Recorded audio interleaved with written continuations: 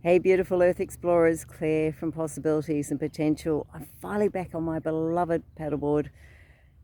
Oh, it's the one thing that just really soothes my soul. I feel alive when I'm out on the ocean, when there's no one around and we've had just this relentless wind.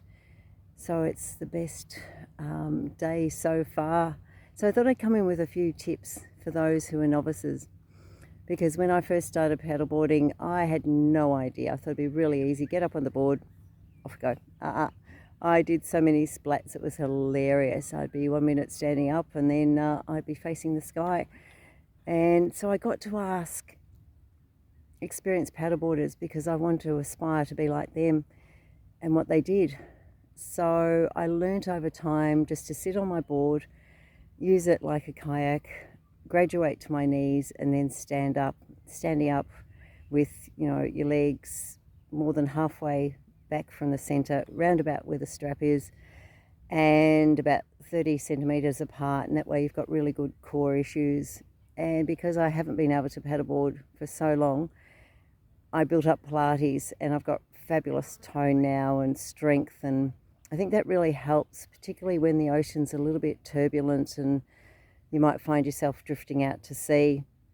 Because where we live, we're in this beautiful sheltered bay, but when the tide's coming in and there's a bit of a wind, it will take you out to the ocean, and when it's going out, it will take you out to the other side of the bay.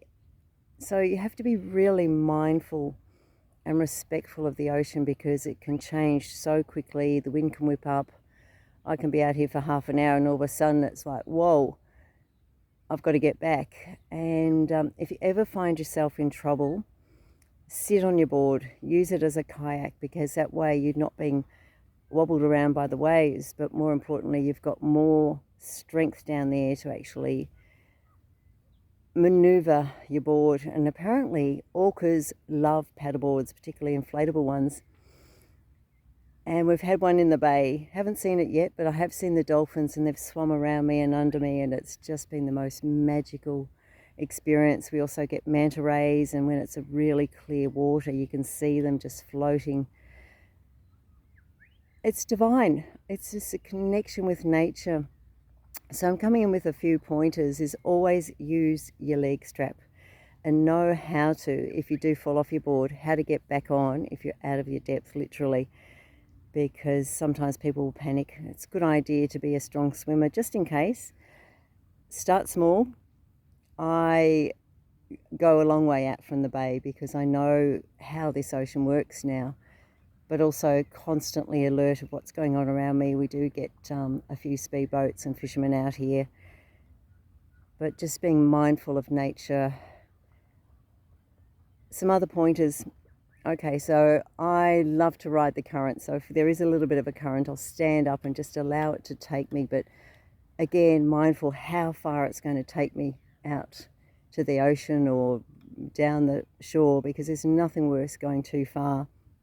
And I learnt this the hard way of having to drag your board all the way back to start.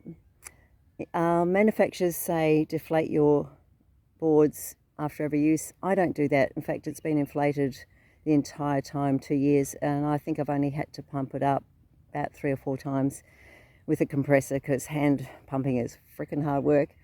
But what's some other pointers? Oh, okay, I always, because I come out here and record, I use a waterproof holder for my phone. I always make sure that my car keys are in a plastic bag and hidden on shore, because if you do fall off, yeah, you could be in trouble trying to get home.